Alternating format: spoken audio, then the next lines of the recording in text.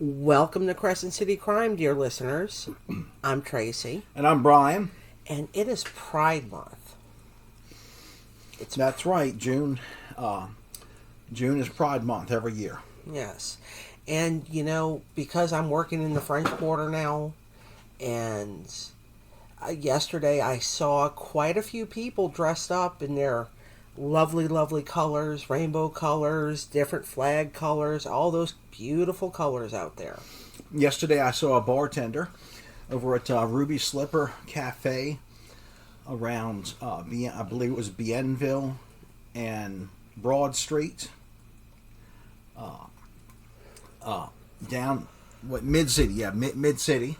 And, there was a bartender, this lady dressed in her Pride colors. I complimented her. Yeah. On her Pride attire. Yeah, and also I found out something new. You know those flags that we've been seeing? It's it's the traditional Pride flag with the arrow that goes over it. That's black and brown, and then pink, blue, and white. Yes. So I learned that's called the Progress flag. Oh, okay. Okay. So now we know. Yeah, now we know. All right. Well, to our dear listeners who are identify as not cisgender or heterosexual, we especially welcome you this month. Happy Pride. Happy Pride to you.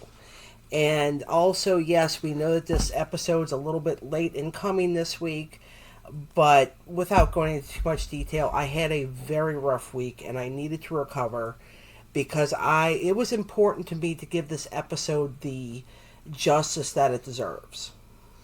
Yes, very much so.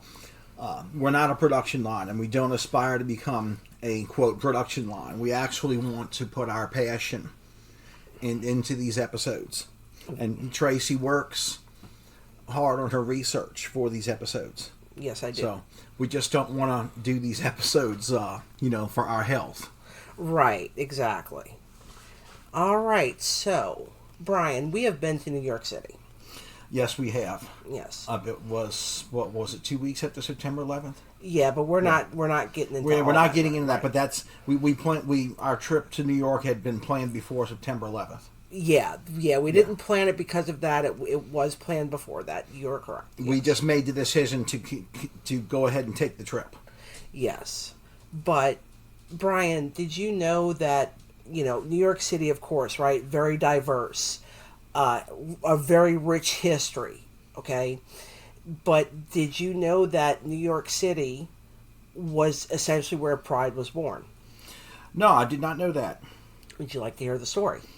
I would love to hear the story, and before you say that, I'm going to say it, especially for our listeners in New York. I love New York. Yeah, we do. We love New York. We love New York. We loved it. We thoroughly enjoyed it. Someday we do want to go back. We thought we would have been back already, but such is life. Back. Yes. Yeah, some of the best food I've ever eaten too.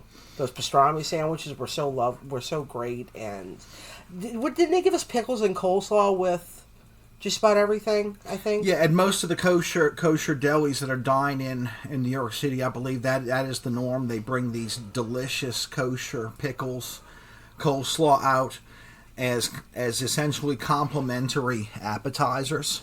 Yeah. Kind of in the same fashion as you go to a Tex-Mex place. They give you chips. Right, you expect chips and salsa, along a similar vein, I'm so glad that we got to dine at the Carnegie Deli while it was still existed. And did you know, though, so when we went there, we saw Phantom of the Opera. Did you know they're closing down Phantom of the Opera?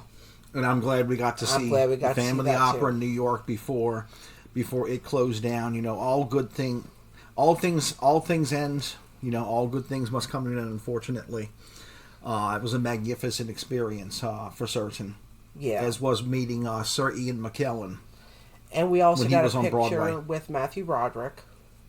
Remember that? Yes, he was very nice. He was very outgoing. This was when the producers was new. Yes, and there were crowds and crowds and crowds of people, and if you were lucky, you could get a halfway decent ticket for the producers from a hotel concierge that wasn't a scalper's price. Right. You know, like I remember, through the concierge, we actually were able to get discount prices for Phantom of the Opera and Dance of Death, which is what Sir Ian McKellen was in a Broadway. It also had Helen Mirren and David Strathairn. Oh yes. Although of those three, it was Sir Ian McKellen who decided to meet his public at the stage door, take pictures, and do autographs. He was magnificent. Also, remember, this was right before Lord of the Rings was coming out, and they had those two young men who went back there with photos of him as Gandalf. It was a couple. It was a guy and a girl. Oh, it was a guy and a girl. I'm sorry. Okay. They already had these pictures of Gandalf printed up, and he signed them. Yes, he cheerfully signed them. Yeah. Graciously signed them. Ever the consummate gentleman, and Sir Ian McKellen is. We have a picture with him as well, yes. And I remember his shirt that he was wearing, because obviously they were in New Zealand filming Lord of the Rings. It was an I Heart New Zealand shirt. Oh, that detail I forgot, although I haven't looked at the picture we took with him in quite some time. It is somewhere. And while we're here, yes, Sir Ian McKellen is gay. He's still with us. Happy Pride, Sir Ian McKellen. If Sir Ian McKellen ever listens to this, I'll be so freaking happy. Yes. Yes. We love you, Sir Ian McKellen. Yes, we do. Yes, we do. Okay, so everybody, a little bit back on track here. Thank you to everybody who has been listening to us, who has been supporting us. I do want to tell you that next week we are going to take a week off from the proper Crescent City Crime, but our Patreon episode where we discuss 1989's Batman will be up. Okay? That sounds good, and that's especially pertinent to right now, because 1989's Batman, through DC's version of the multiverse, is going to be in that Flash movie. Oh, okay. And, you know, that's, to me alone, that's probably a good reason to see this Flash movie. Maybe. Even though the actor who plays the Flash is a terrible person. Ironically, is kind of a terrible person. Yeah. You know, it's like it's kind of ironic how someone who gets into trouble with teenage girls plays the Flash. You know, it makes me wonder if he's, you know, flashed around in real life, if you get what I'm saying, you know. That's a terrible joke, Brian. It's a terrible joke. All right, everybody. All of our social media links will be in the show notes as always. Make sure to tell your friends about us, and especially tell your enemies, especially your enemies. We appreciate any ratings or reviews that you would like to give us. Please subscribe to us on whichever podcasting platform you prefer. And, of course, we are also on YouTube, so we're everywhere. So subscribe to us. It is free. And you will have the pleasure of hearing us once a week, at the very least. Yes, and we will continue to offer our podcast service to you, free of charge. Yeah, free of charge. Yeah, the only thing that would be behind a paywall is a Patreon. And no matter what, if you just don't subscribe to Patreon, that's fine. We consider support to just be listening to the show. Yes, we do. That's still supporting us, yes. And, all right, so we're going to get into the episode proper. I am going to start this with a quote. Again, this is not my quote. This is from an anonymous Stonewall Riots participant. When did you ever see a fag fight back? Now times were a-changin'. Tuesday night was the last night for bullshit. Predominantly the theme was, this shit has got to stop. Yes. Yes. And, I mean, on that vein, let's be realistic. You look back in history, okay? You can't expect any group of people to just take abuse forever and subjugation, okay, in perpetuity, okay? It just doesn't happen. Okay, eventually they fight back. Right. Even if it's even if you're talking about the elementary school kid, and they're going to fight back, however way they can. Yes. And chances are, if you're the person who is doing the subjugation, okay, then you may not like the way they fight back. And I also just want to say this: y'all respect my transgender friends, or I'm going to identify as a problem. I'm going to say that. Yes. Respect everyone who is different from you. Don't hate people just because they're different from you.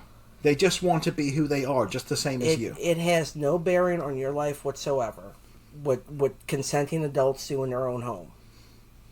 Right. Or if someone identifies as a certain sexuality. Mm-hmm. Nothing to do with you. But let's go ahead. Yes.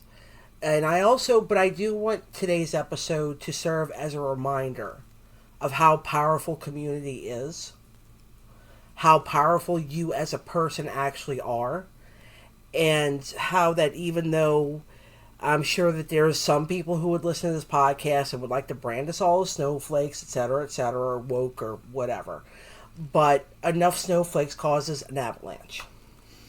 Yes, and if anyone wants to brand me a snowflake, I don't care. Okay, I really have nothing to prove to you, because, I mean, just for one thing, I'm a United States Marine. Okay, I made it through my boot camp. I made it through my MOS school. I went to war, came back. Okay, so if you want to call me a snowflake, go ahead. But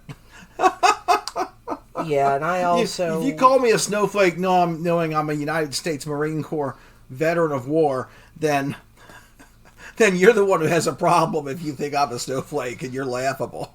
I mean, I'm more snowflake than you are. This is true. But, I've made it pretty far in my life being an accepting person, being a loving person, standing up for myself. All these things are important, and I've made it this far in life. So there's that.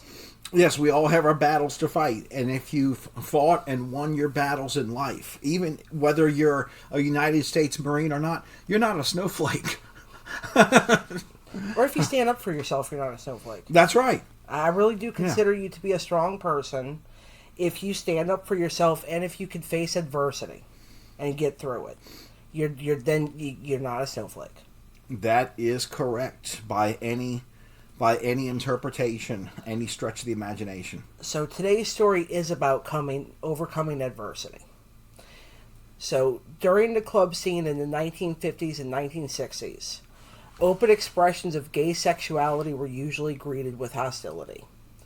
The clubs that did welcome queer folk were often run by, would you believe, organized crime groups.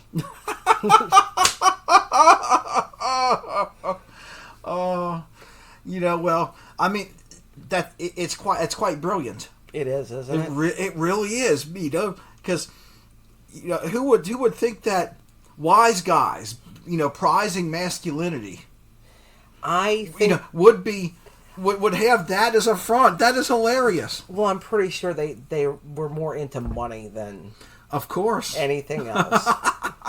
And I don't think they care who gave it to them. No. Wise guys are smart. Yes. And, also the legal system at this time was homophobic. Okay. So, you could, people would look at you and kind of like how they're trying to do today. They'd bring you as a pedophile or a bad person or a pervert or whatever. So, this prompted early homosexual groups to prove that gay people could be assimilated into society. So it's like, gay conversion therapy. All of these methods or tricks or whatever, it doesn't work. Okay, none of that shit works. All right, because if you're, if you're gay or straight or whatever, I'm straight. I can't make myself gay. Yeah, I'll go ahead and present my theory on those who offer conversion therapy. It's a scam. It's a scam because they know that people certain people, like certain conservatives who have money, will fork it over to them. Right. Okay, so the gay conversion therapy is actually a means of fleecing wealthy, bigoted, white Anglo-Saxon Protestants. Okay, just to name one group, wealthy white Anglo-Saxon Protestants, Catholics, are Baptists, maybe to a less, the Catholics probably to a lesser extent, but definitely some Baptists. You know, because of course, Protestants are Baptists are Protestants, of course. Isn't it like one just more extreme than the other, or something like that? Like, yes, yeah. Okay. Your religious fundamentalists being so absolute are going to be homophobic. Only a Sith deals in absolutes. Yes, yeah.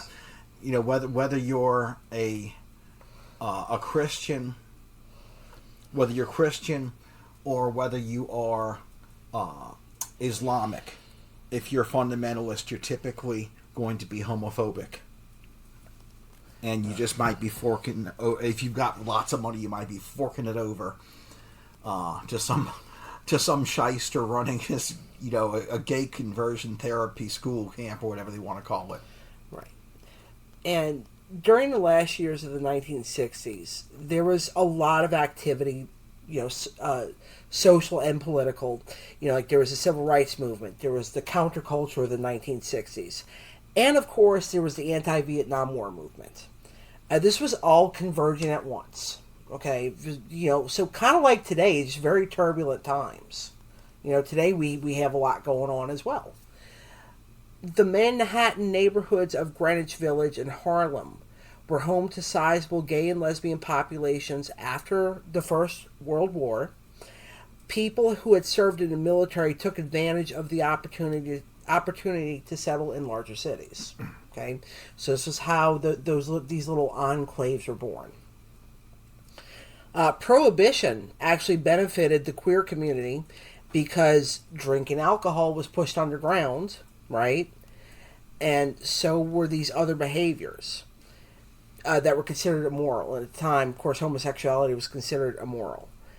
New York City passed laws against homosexuality in public and private businesses, but because alcohol was in such high demand, speakeasies were so numerous and temporary that authorities could not police them all. Yeah. Now, and what I might add is excessive consumption of alcohol, okay, is considered by religious fundamentalists to be immoral, right? Right. Right. And they consider people who identify themselves as homosexual or engage in what they call homosexual activity is also immoral. So, but you see, to them, it's okay if you gorge yourself in excessive alcohol, as long as you are, harassing women and taking an interest in women. Right. Of course, it doesn't seem to matter to them if you are behaving irresponsibly with women, as long as you're heterosexual. But yeah. Enough of the soapbox there. The social repression of this time resulted in a cultural revolution in Greenwich Village. Beat poets were writing about the evils of social organization. They were glorifying anarchy, drugs, and hedonistic pleasures over social compliance, consumerism, and closed-mindedness. Allen Ginsberg and William S. Burroughs, who were both famous writers, they were Greenwich Village residents. They wrote bluntly and honestly about homosexuality. Their writings attracted sympathetic, liberal-minded people, as well as homosexuals looking for a community. Yeah, Greenwich Village has always been, for quite a period of time, synonymous with the gay community. It's still among other places, Yeah. like parts of New Orleans, of course, and San Francisco, Yeah. to name a couple more. During the 1960s, a campaign to rid New York City of gay bars was in full effect by order of then-Mayor Robert F. Wagner, Jr. He was concerned about the image of the city in preparation for the 1964 World's Fair. Wow. Wow.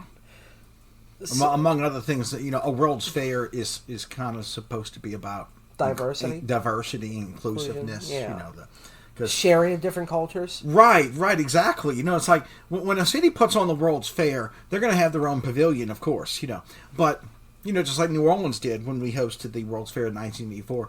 But really, it's not just about your city, although economically economically it is. But as far as what you come to see and do at a World's Fair, no, it's not all about your city. So, Your Honor, Mr. Mayor, you got it wrong here. Well, Mayor Wagner was concerned about the image of the city, and the city revoked the liquor licenses of the bars, and undercover police officers worked to entrap as many queer folk as possible. Entrapment usually consisted of an undercover officer who found a man in a bar or a public park, engaged him in conversation, and if the conversation headed towards even the possibility that they might leave together, the man was arrested for solicitation. So, that's kind of a free speech infringement there too. Yeah, that's definite. That's a First Amendment infringement, and of course, this doesn't apply to heterosexuals who want to solicit each other in the park. Of course, they're going to turn a blind eye to that. Always. So the Stonewall Inn that was it's still located at 51st and 53rd Christopher Streets, along with several other establishments in the city, was owned by the Genovese crime family. Okay, so remember, getting back to their organized crime, okay? Yeah, it's interesting. In 1966... My aunt's boss. Oh, that's right. At Revenue and Taxation, Nick Genovese, or pronounced Genovese. Same name. Although Nick Genovese, by all accounts, including my aunt, who was his secretary. Now, this is Revenue and Taxation for the state of Louisiana. Okay. Nick Genovese was a man of integrity, by all accounts, and fairness. And also, he knew my aunt was gay. And he didn't give her any trouble with it. And we're talking about the 1970s and the 80s. So about the same time period.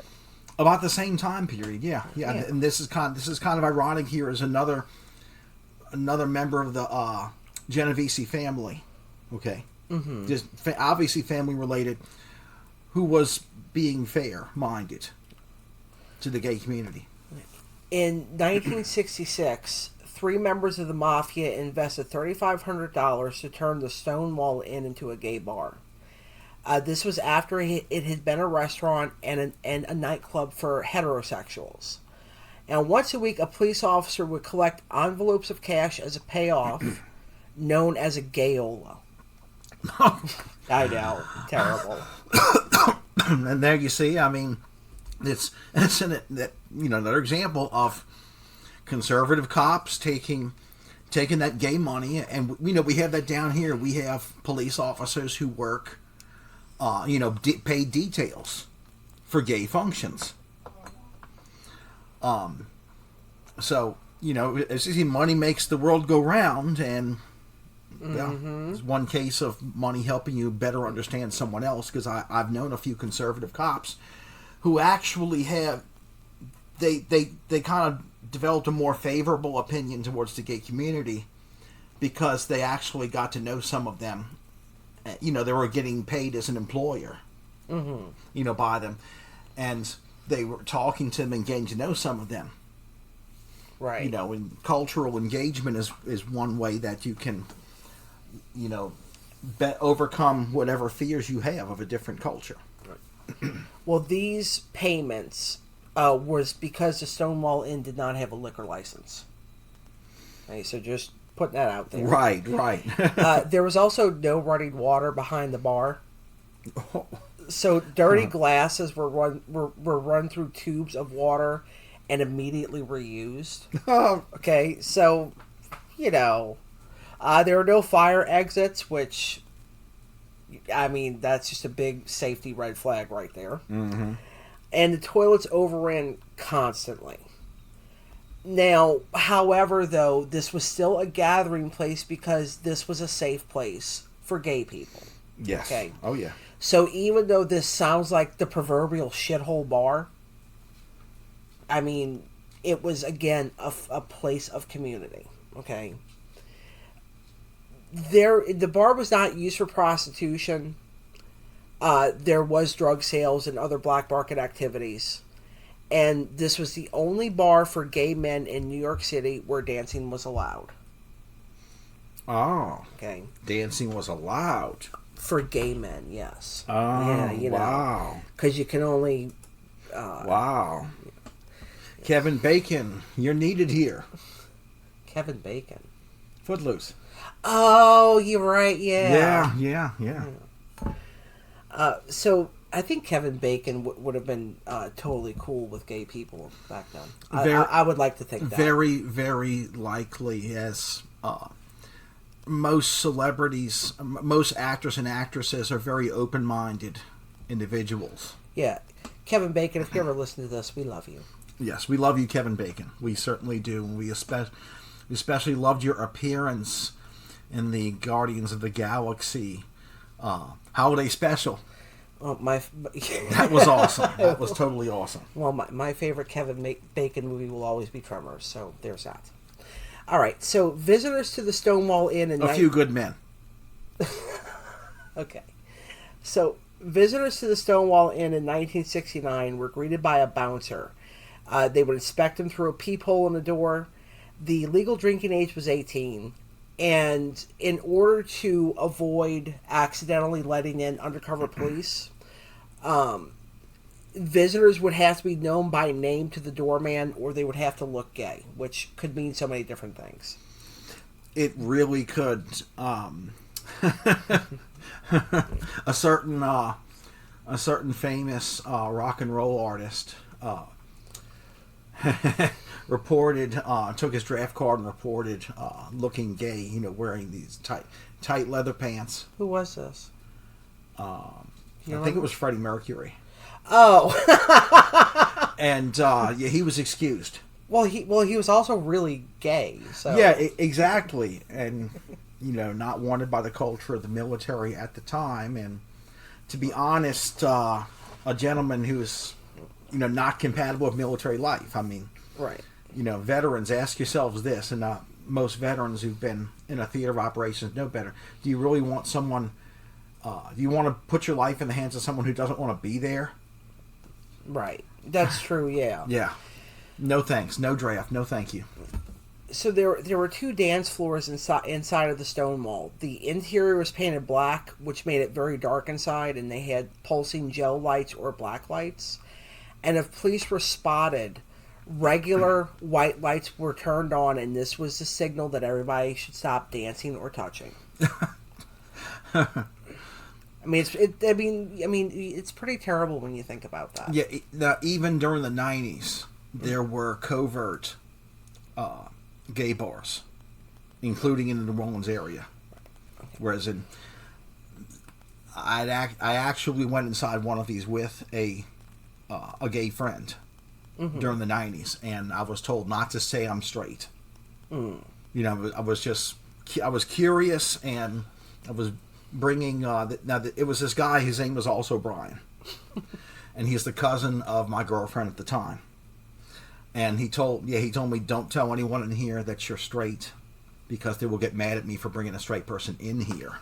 Okay, so I know this. I have experience with this. Understandably, these bars didn't want to be known to the heterosexual community, right? For obvious reasons. Right. So in the rear of this bar, there was a smaller room that was frequented by queens. It was one of two bars where effeminate men who wore makeup and teased their hair could go. All right. So only a few people in full drag were allowed in by the bouncers, and the customers were mostly men, but lesbians would sometimes come as well. Because police raids were frequent, many bars kept extra liquor in a secret panel behind the bar or in a car down the block. Okay. So this is so they could resume business as quickly as possible after the raid if the alcohol was seized. Okay, I mean, Yeah. it's crazy to me how much work they actually had to do to just have this space. Yes, because this was law enforcement engaging what we certainly know to be now, and many of us, knew then to be frivolous. Oh, it gets worse. Bar management usually knew about these raids due to police tip offs, and raids occurred early enough in the evening that business could go on after the police had finished. Now, during a typical raid, the lights were turned on and customers were lined up and their ID cards were checked. Those without ID or dressed in full drag were arrested. Others were allowed to leave. Some of the men, including those in drag, would use their draft cards as ID. Women were required to wear this is ridiculous. Are you ready to do this? Okay. Okay, this is Go this ahead. is so dumb. You're going to want to tear your eardrums out, okay? Women were required to wear 3 pieces of feminine clothing and would be arrested if found not wearing them. Good God Almighty! It's the United States of America under the governance of the Constitution of the United States. Yeah. So if you're a woman who is dressed in jeans and a t-shirt and in the bar that night, you could get arrested. Well, I mean, I can understand the establishment wants to have a dress code. Mm-hmm. And then they can ask you to leave, and then if you refuse to leave, of course, the charge is trespassing. Which is a misdemeanor. Which is a misdemeanor, yes. That I totally get, and that's 100% legal, but wow, and being arrested for attire, I mean, that's definitely violation of the First Amendment. All right. And we are back. During June of 1969, raids had closed down several bars. There is evidence that the mafia owners of the Stonewall and the manager were blackmailing wealthier customers and were making more money from extortion than they were from liquor sales in the bar. So because of this, the police could not get their payola. Okay? So they decided to try to close down Stonewall Inn permanently. The irony of that is it's like this is like a rare instance of where police payoffs were actually doing something good. Yeah, I would agree with you there. Yeah, it's really really ironic and then tragic that frivolous law enforcement starts taking place because the payoffs disappear, which of course is a predictable outcome. So they also had this thing, and I mean, even if it doesn't officially exist anymore, it feels like it still unofficially exists. The Public Morals Squad. Okay. Yeah. All right. That's old school. Yeah. Well, it was a thing, right? And so on the night of June 28th, 1969, they were a group of the Public Morals Squad. 2 undercover police women and 2 undercover police men were at the bar that evening. The cops went into the bar, okay, and once ready, the undercover officers called for backup. Stonewall employees do not recall being tipped off that a raid was going to occur that night, like how they were usually tipped off, okay? And around 1:20 a.m., the policemen and policewomen in dark suits, 2 patrol officers in uniform, Detective Charles Smythe and Deputy Inspector Seymour Pine arrived at the Stonewall Inn and announced police were taking the place. Here come the Keystone Cops. All right. So yeah, if you're probably not listening, but if you are, yeah, back then you were a joke. Okay? You were a joke. The music was turned off and the main lights were turned on as usual. About 205 people were in the bar that night. Patrons who had never experienced a police raid were confused. A few who realized what was happening tried to run, exit the building, but the police barred the doors. Which is so many things wrong with that, right? Mm-hmm. Yeah. A man named Michael Fader shares what he remembered that night. He said that things happened so fast, you kind of got caught not knowing. All of a sudden, there were police there, and we were told to all get in lines and have our ID ready to be let out of the bar. But on this night, the raid did not go as planned. Standard procedure, of course, was to line up the patrons, check their ID, and have a female police officer take customers dressed as women to the bathroom to verify their sex, which is so horribly violating and disgusting. Yes, and verify their sex. And one would ask, to what end of this? What law is being broken? Now, keep in mind here, the biggest reason for a quote, now in Louisiana law enforcement, this is called a shakedown, okay? Whereas you raid a bar because you're suspecting two things. You're suspecting that there are violent criminals inside concealing weapons, okay? And you suspect that there's you suspect that there's underage drinkers, okay? Mm-hmm. So that's the reason why you line them up and you check their IDs, because you're looking for underage drinkers, okay? And you'll do pat downs for concealed weapons, okay? But it's obvious that that's not what this is about.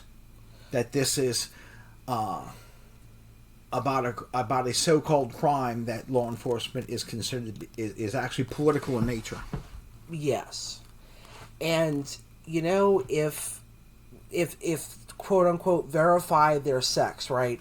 So if it was a person dressed as a woman but had male genitalia, or vice versa, they would be arrested, which is horrible. Making it illegal for a man to dress like a woman, it's ridiculous. I mean, if you don't approve of a man dressing like a woman, don't look. Yeah, don't look. If you want to laugh, go ahead and have a laugh. Chuckle to yourself. How Jesus told dudes to pull their eyes out to avoid lust. Same thing. Pull out your eyeballs if you don't want to see it. Yes, of course. It's it means just avert your stare, cover your eyes, don't pay attention. Of course, fundamentalists out there, of course, darn good and well it didn't mean pull your eyes out. Right, or pull someone else's eyes out for that matter. No, it didn't mean that. Well, those who were dressed as women that night refused to go with the officers into the bathroom, and men in line started to refuse to produce their ID. The police decided to take everyone present to the bar. To take everyone present to the police station. After separating those, quote, suspected of cross-dressing, which, again, so stupid. Both patrons and police recalled that a sense of discomfort spread very quickly. This was, of course, part of this was caused by the police who began to assault some of the women, some of the lesbians, by feeling some of them up inappropriately while frisking them. Again, so grossly violating. So awful. Yes. Okay. So frivolous. The only thing legit about this was that, yes, you do have to comply if you're in a bar, and it's the proverbial shakedown. You do have to comply by showing ID. Okay, right. That's the part. That's the only part of this that was legal by any stretch of the imagination. And the police were going to also confiscate all the alcohol, right? So they were going to transport all of this in patrol wagons. While they waited on the wagons, those who were not arrested were released, but they did not leave, and eventually a crowd of about 150 people gathered. A woman in handcuffs was escorted from the door of the bar to the police wagon several times because she escaped repeatedly and fought with 4 of the police officers while swearing and shouting for several minutes. She had been hit on the head by an officer with a baton, and one witness, or this is according to a witness, she also complained that her handcuffs were too tight, and bystanders recalled that the woman, whose identity actually remains unknown, she sparked the crowd to fight when she looked at the bystanders and shouted, "Why don't you guys do something?" After an officer picked her up and heaved her into the back of the wagon, the crowd turned violent. Understandably so, because someone was being subjugated by the police right in front of them. Okay, keep in mind this is way before cell phones. Yes, there was no recording this. Yeah, at the time, no camcorders either. Or private security cameras. Right, None of those things. right. And also, regarding striking someone in the head with the baton, I believe that was actually not allowed even back then. Well, it's also like in our last episode, we talked about brain damage and what that can do if you hit somebody in the head. Yes. Yeah. Mm-hmm. The police tried to restrain some of the crowd. They knocked a few people down, and of course, this made the bystanders even more angry. Some of those handcuffed and already in the wagon escaped because the police left them unattended. The crowd slashed the tires of some of the police vehicles and tried to overturn the police wagon. The wagons left immediately, with Inspector Pine urging them to return as soon as possible. And of course, the crowd grew even bigger. I mean, this is a big commotion now, right? You have people who just live in the neighborhood Yeah. getting up out of their beds, and they're like, "Hey, what's going on? Let's go see what's happening." Yeah. So so this was no longer a private thing where these police officers could violate these bar patrons. Okay, this is now a public neighborhood thing. Yes, there were obviously people who, though not gay, but were sympathetic to leaving other people alone. Right. You know, just leaving people alone, who were like wondering, hey, what the hell? Why are you harassing these people? Right. Someone in the crowd, I love this part. Someone in the crowd declared that the bar had been raided because they didn't pay off the cops. There's No. bit of truth to that, yeah. There is truth to that. Someone else yelled, "Let's pay them off." They started throwing coins and beer cans at the remaining police officers. That's hilarious. That's hilarious. Now, keep in mind, we do not advocate attacking police officers. Okay? Right. But No, we don't. But in reality, with regard to the Constitution, what these officers were doing was actually unlawful. And this was, although you might not consider this to be, let's say if you are a legal scholar, you might not consider this to be reasonable force, okay, to resist unlawful arrest, okay, but that is what's going on here. Unlawful arrest is being resisted and protested. Right. And also, the Constitution, in my opinion, the Constitution encourages fighting back against your oppressors. And in this instance, law enforcement were absolutely the oppressors. Yes, but to be more specific, yes, the Constitution does uphold resisting unlawful arrest. Yes. Of course, you have to be careful with that, because whether or not you are resisting an unlawful arrest is typically going to be decided inside a courtroom. Nearby all of this commotion was a construction site. And do you know what was at that construction site? What? Bricks. Oh boy, okay. Yeah. Okay. Violent mobs love bricks. It is unclear as to who actually threw the first brick. But we'll get into this person in a moment. Marsha P. Johnson, who was at the riot that night, she always claimed that she threw the second brick.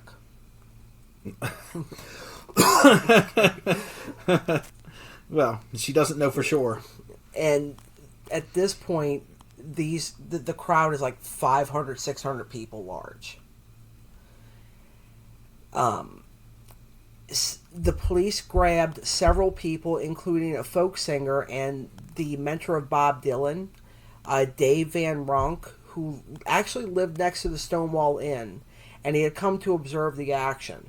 Even though Van Ronk was not gay, he had experienced police violence when he participated in anti-war demonstrations, and he said, "As far as I was concerned, anybody who would stand against the cops was all right with me, and that's why I stayed there." Every time you turned around, the cops were pulling some outrage or another. 10 police officers, including 2 policewomen, barricaded themselves, Van Ronk, and Howard Smith, who was a column writer for the Village Voice, and several handcuffed detainees inside of the Stonewall Inn for their own safety. Multiple accounts of the riot assert that there was really no pre-existing organization or apparent cause for the demonstration. It was kind of spontaneous. Yeah, which understandably so, because this was generally true of a riot. What was going on was not hearsay to these people. They saw it.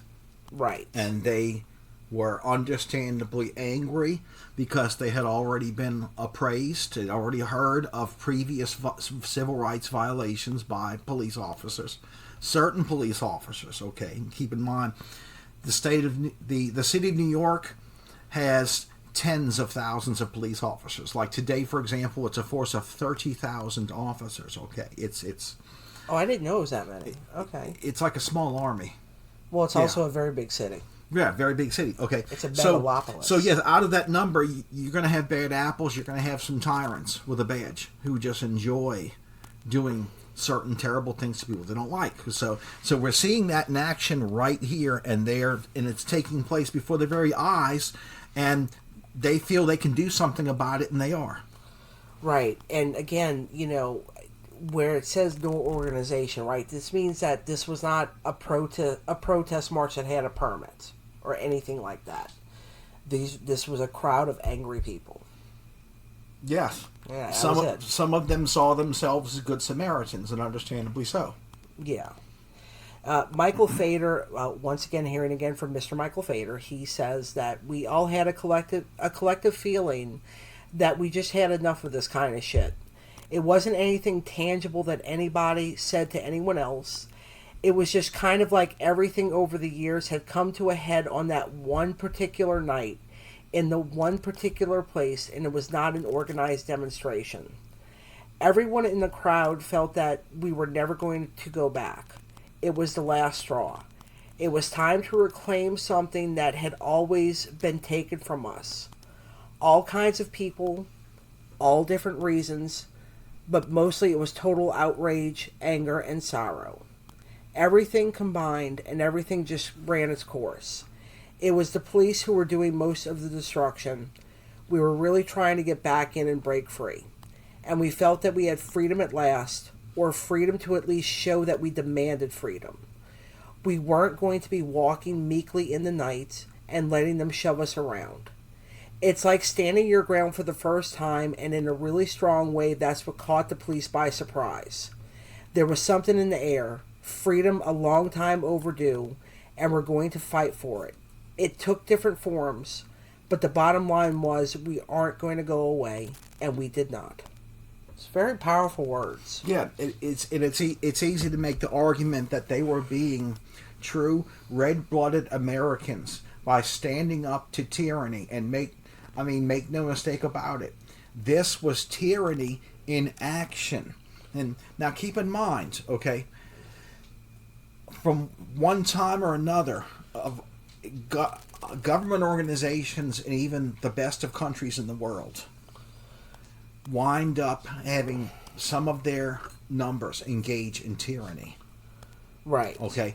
And when it does happen, it has to be checked. It has to be stopped before it consumes that organization. And that organization no longer stands for, in this case, organization no longer stands for truth and justice. No, it does not. And we are going to take a quick break, and we will be right back. And we are back. At this point, garbage cans. Garbage from those cans. Bottles, rocks, and bricks were being thrown at the building, and it broke the windows. Witnesses attest that what are called flame queens, hustlers, and gay street kids, who are the most outcast people in the gay community, were responsible for the first volley of projectiles. They also uprooted a parking meter and used it as a battering ram on the doors of the Stonewall Inn. Uprooted a parking meter. Wow. Uprooted a parking meter. I'm wondering how they accomplished that. Maybe ramming it with a vehicle.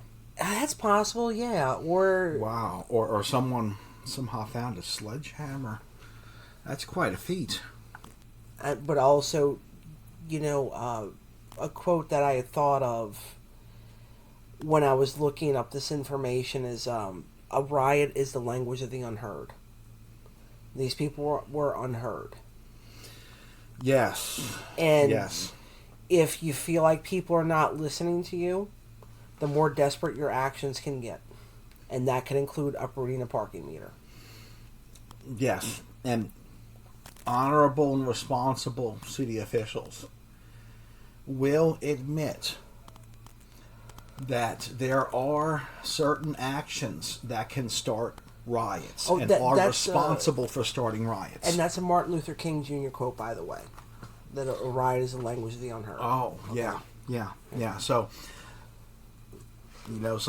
if you're government and you commit certain acts of tyranny, yes, don't be surprised if onlookers who witness this act of tyranny riot. Right. Don't be surprised. Well, otherwise they just go about their daily lives. People don't riot just to riot in general. Okay. Right. And also these kids, the brashness of youth can be a wonderful thing to behold sometimes. Okay, like you're young, you give less fucks about certain things than you would as an adult. You've got time on your hands, and you're more willing to take risks, and you are more likely to fight if you feel the need arises. Right. Yes. So these young people, okay, they were catered to by the Stonewall Inn because, again, this was a time where you didn't have, gay homeless youth shelters. Okay? You didn't have any place for these young kids to go after they had been thrown out of their homes. Yeah, to be with people whom they identify with as their particular subculture, their community, their family, their found family. Okay, so for these people, okay, the proverbial gay bar was what it was to them was what the comic book shop or the gaming shop or the science fiction convention was to me. Or for me, the library. As a teenager. Or the library, mm-hmm. Okay? So, it's kind of along the same lines. Right. It's that place where you're accepted, where you feel you're part of a community, where your found family is, not the family you were born in. Right. You see? And it's very much tyrannical to take that away from someone. Yes. Just like it would be an act of tyranny if the police, let's say if for some reason the Jefferson Parish Sheriff's Department found, trumped up some reason to close down +1 games or go for games, a couple of gaming shops. Okay, that would be an act of tyranny on both counts, would be. So, again, these young kids, they had nothing to lose other than the one place that they could be safe in at this point in time. Yeah, your safe space, yeah. So these were the people who fought probably the most exuberantly. Okay? And I'm not criticizing them. No, it was a necessary action for this, right? Yeah, they felt like everything was being taken away from them. That's how they felt in the moment, Yes. And they felt like there was nothing else left to lose. So they decided to fight. Yeah. And at this point, also fires were being started, and there is dispute over who actually started the fire. Some people say that the mob lit garbage on fire and stuffed it through the broken windows as the police grabbed a fire hose, but there was no water pressure, so it could not disperse the crowd. And it's only encouraged them, as a matter of fact. Now, Marsha P. Johnson, she was an African American street queen. She got there at around 2 a.m., and at that point the riots were well underway, with the building in flames. As the riots went on into the early hours of the morning, Marsha P. Johnson, along with Zazu Nova and Jackie Hormona, were noted as the three individuals known to have been in the vanguard of the pushback against the police. And Marsha P. Johnson later said that the police had started the fire in the bar. So again, it is disputed as to who actually started it. But, at this point, it doesn't really matter. I don't think the patrons would have set that bar on fire personally. I think you're right. That doesn't make any sense. Just the same as, I couldn't think of a reason to set any of the comic book shops I frequented or the gaming shops I frequented on fire. So, yeah, that doesn't make any sense. But of course, in this instance, those particular police were going to accuse the other side of setting their favorite bar on fire. Yeah, right. Tell it to the judge. When the demonstrators broke through the windows, they had been previously covered by plywood to deter the police from raiding the bar.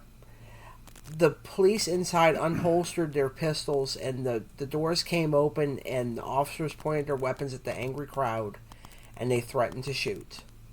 Howard Smith, who was in the bar with the police, took a wrench from the bar and stuffed it in his pants because, good to have a weapon. He watched someone squirt lighter fluid into the bar. As it was lit and the police took aim, sirens were heard and the fire trucks arrived. And this whole riot lasted about 45 minutes, and that's a long time for this kind of thing to be going Tactically speaking, yes. Tactically speaking, a 45-minute fight is a long fight. You don't want fights to last. You don't want riots to last. That 45 minutes is a relatively long time for that, yes. When the violence broke out, the women and trans-masculine people being held down the street at the Women's House of Detention joined in by chanting. They set fire to their belongings and tossed them into the street below.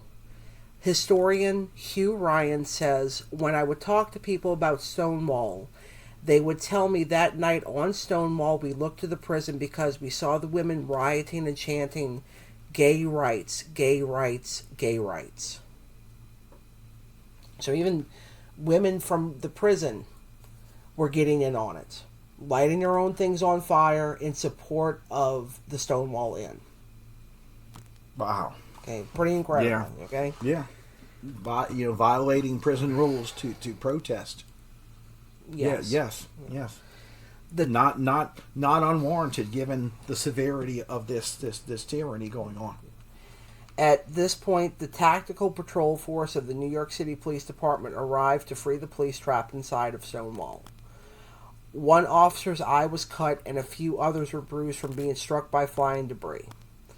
Bob Kohler, who was walking his dog by the Stonewall that night, saw the tactical patrol force arrive, and he said, "I had been in enough riots to know that the fun was over. The cops were totally humiliated. This never ever happened.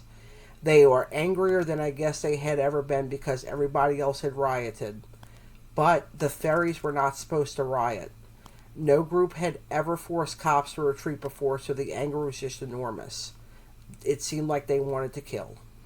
And keep in mind that this could not have been, all members of the gay community, okay? There were definitely allies of the gay community involved in this who were upset about what was being done to their gay friends. That level of a crowd, those numbers. No, these were other people who had been pushed around by a handful of tyrannical cops. Mm-hmm. And they were upset about being pushed around themselves, and they're seeing their friends being pushed around, and that's it. Right. They witnessed this before the rise, so yeah, they reached their breaking point. Right. Police detained anyone that they could, and they put them in patrol wagons to go to jail. But, and this is a quote from Inspector Pine. He says that fights erupted with the transvestites who would not go into the patrol wagon. And his recollection was corroborated by another witness as well. He said that all I could see about who was fighting was that it was the transvestites, and they were fighting the most furiously. Of course, transvestite word is an outdated term now, but again, that's a quote from them, not from me. Yeah, that's from back then. Yeah, it's from back then. Different, different identity, different terminology. Craig Rodwell, the owner of the Oscar Wilde... No, I'm sorry, let me correct myself. What? Same identity, but different terminology. Okay. Okay.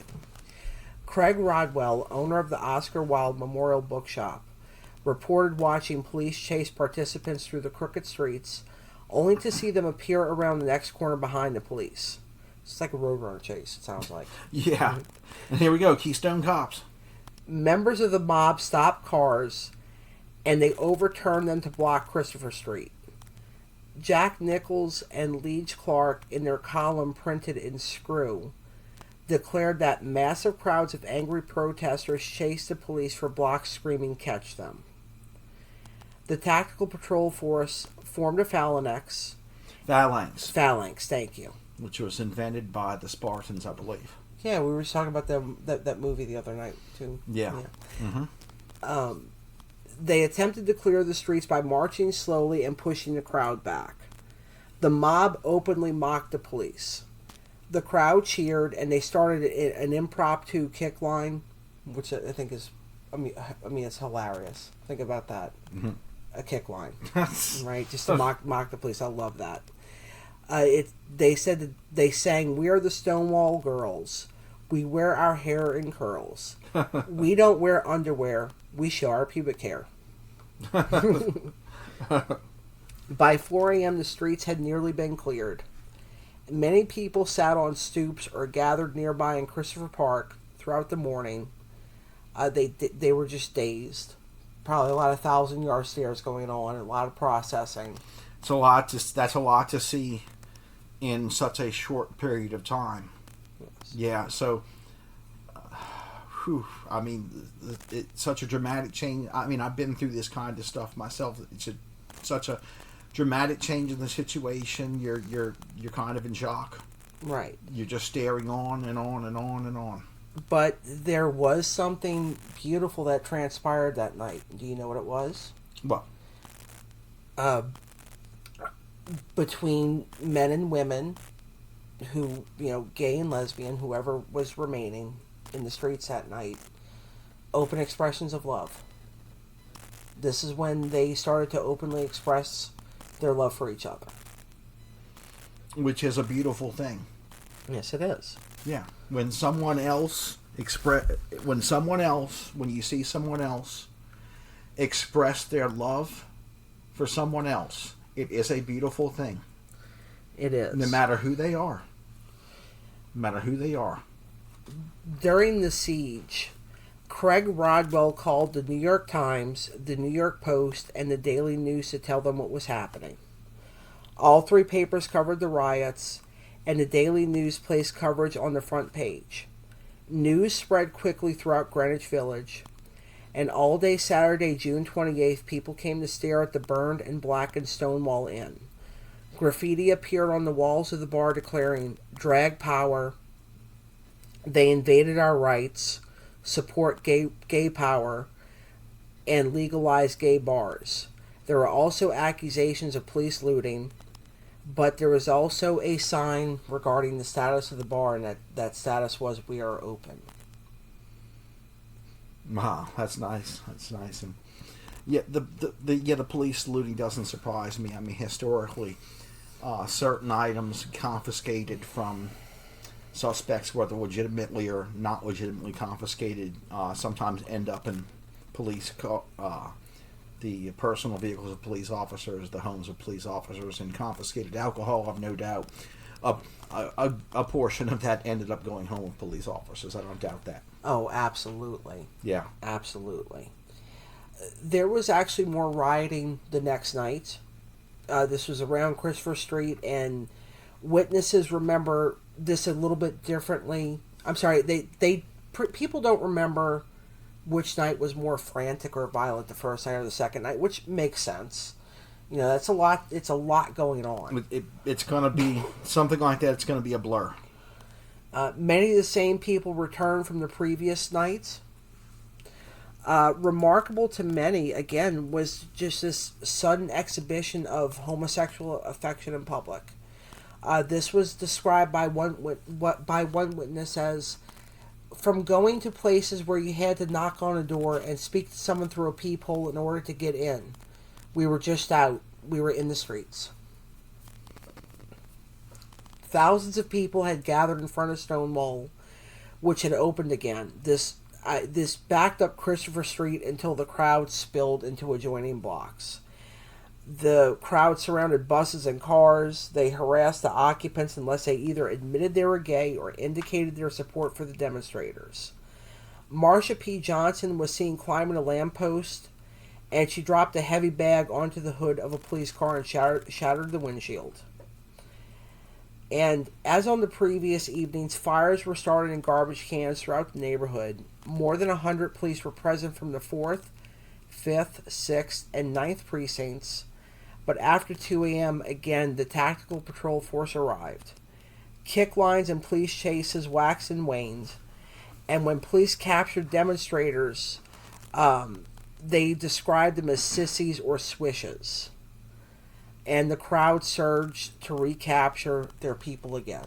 It's kind of hilarious to call people engaging in a violent riot sissies. It is, or fairies. The sissies are the quote. I guess fairies would like run away.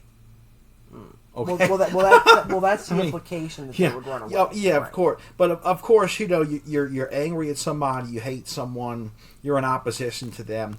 So you're gonna say things about them. You're gonna be very derogatory. Yeah, and you're gonna be very catty. Yeah. Very, very, very catty about it too.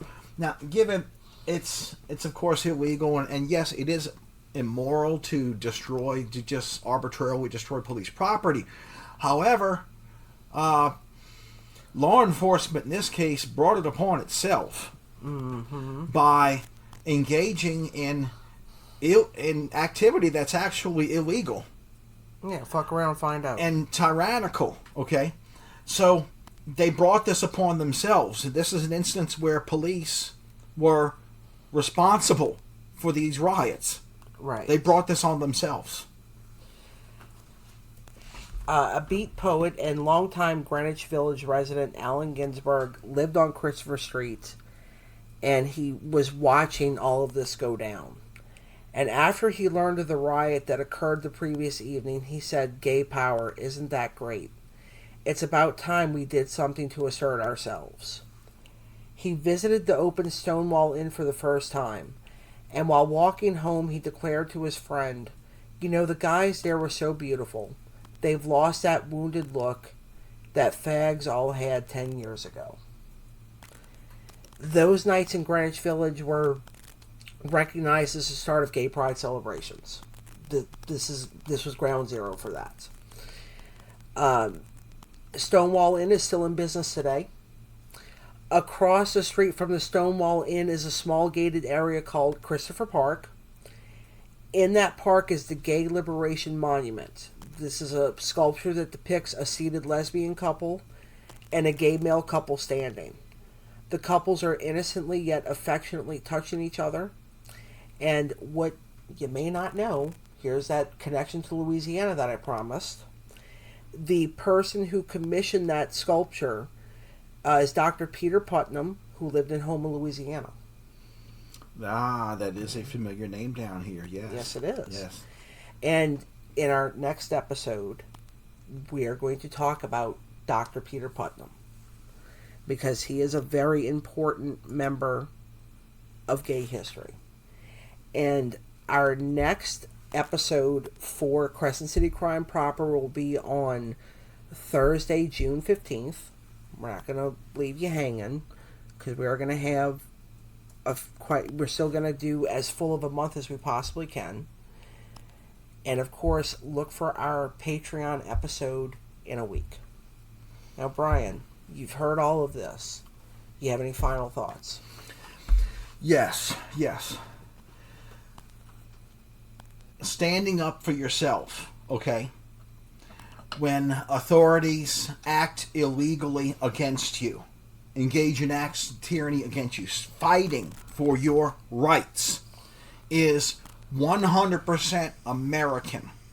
It is patriotic, because that is one of the things that distinguishes us from other countries that are not governed by a constitution like the U.S. Constitution, which gives us the tools to fight tyranny and make ourselves a better country. The U.S. Constitution has everything we need to address it. And here and there, we do need a little bit of revolt to get things going. Sometimes to get things into a courtroom, to get legislation passed.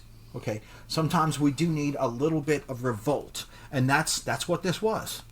You know, the gay community from Greenwich Village did not overthrow the city of New York. Okay? They did not go to war against the NYPD. Okay? They simply stood up for themselves as red-blooded Americans, whether that's what they were thinking or not. They did it. That's a very good way to put it. Very good way to put it. You know, because what I see, or what I see here, when I think of Stonewall, right? When I think of what people went through to essentially be left alone. You know, this isn't the first time in our nation's history that this kind of thing has happened, and it won't be the last. No. And this, you know, there's a lot of good that came of this. Even though, in this instance, if the police would have actually would have pursued actual criminals, investigate actual crimes, of course, this wouldn't have blown up in their face, you know. Right. But, I mean, historically speaking, it was meant to happen so that a movement could be triggered to stand up for gay rights nationwide. Very well said. Very well said. You know, and again, for anybody listening to this, please let this episode serve as a reminder that you're not powerless. No, every human being does have power. A limited amount versus, say, government, mind you, but you do have power, and you have even more power if you combine your actions with other people. Yes, there is community out there. In this day and age, the one thing that we have better than anything else is communication. Yes. There are so many different ways that you can get in touch with organizations that can help you, where you can find a sense of belonging, whatever that might mean to you. It's all here for us today. You know, united we stand, divided we fall. Use the power you have while you're still alive. No, yeah, and that could be, and also recognize that could change as you age. Like, you know, these days, I have a recurring donation to the Human Rights Campaign, Planned Parenthood. You know, just so that, because I'm sorry guys, I'm kind of old. I'm not going out to protest and riots, but I am going to give money to organizations that will help people. And I donate to the ACLU, a monthly bank draft, and I will continue to do so. Right. Okay. So that, because I'm, that's one way I'm using my power to fight for the rights of individuals. Yeah. This could also mean you could have a podcast like we do. This is another platform for us to, help get some information out there, preserve some history, because it's really funny when you think about it. It's only been in recent years that we've had gay history actually being typed out, written down, shared. Before this, it was a lot of oral history only. Yes, yes. So even writing down history is powerful. You declaring yourself to be whoever you are is also powerful. Taking up for your friends. Take it up for your friends who are different from you is also powerful. Marching in a pride parade, even if you're not gay, marching with your gay friends, which I did. Believe it was what was it 7 years ago? I think about roughly 7 years ago, with members of crew of Chewbacca's here in New Orleans. I marched with some gay friends in a pride parade, and experienced the positive energy of the crowd, which seemed to be of a more intense positive energy than a Mardi Gras crowd, which I know the difference primarily because, yes, I've marched in Mardi Gras parades. We both have. Yeah. When I was a Civil Air Patrol cadet in high school and as a member of the 501st Legion costuming, as a Star Wars character. Right. Which, of course, there were members of crew of Chewbacca's and that, those crowds as well. Yeah, but also there are in parts of the world today where it is still illegal for any expression of homosexuality whatsoever. I think Uganda in particular, I believe it's a crime that's punishable by death, but there are still people who live in Uganda who are brave enough to still have pride celebrations. Yeah, that's... You could be killed, beaten to death on the streets of Uganda for that. And if you live in Uganda, even if you're not gay, what's terrible about that, but the government being empowered to suppress and, murder and prison people who are gay, what's to stop them? You have an altercation with a cop. What's to stop them from saying, "Oh, you're gay. You're going to jail. Right. You're gay. I'm going to beat the crap out of you. And if my supervisor asks me why I beat you up, I'm going to tell him you're gay." Yes. That's we're kind of hitting on here why police departments should not be empowered in any way to engage in tyranny against any particular group of people, because they could just say that an innocent person, in their eyes, someone who's innocent and not part of that group, they'll include you in that group and they will come to get you too. And this is also why we say lawyer up. Because if you are just carted off somewhere for being, quote, being suspected of being gay or whatever, it's a ridiculous reason to imprison anybody, and this is why you get an attorney. Yes, yeah. Like, for example, if you believe you've been pulled over by the police because you're black, okay, the best place to fight this is a courtroom. Lawyer up, okay, because that's where you will have power. But in that instance, one-on-one against the police, they've got the power there. But when you bring them into a courtroom, that's where you have the power. That's where the Constitution is on your side. Right. All right, everybody. Well, this is going to wrap up our episode for now. So, everybody, until then, be safe, be kind. Remember that we're all human beings. Love yourself, love each other, and don't forget the bricks. If it's dark, it's dangerous, you don't feel safe, don't be there in the first place. And if you do not want to participate in a protest or a riot, yes, go ahead and walk the other way. That is also your right as an American as well. Okay? Stay out of trouble if that is your best option for your safety. Okay? And if you are interacting with law enforcement in a professional capacity, and you are not the victim or the witness to a crime. Lawyer up.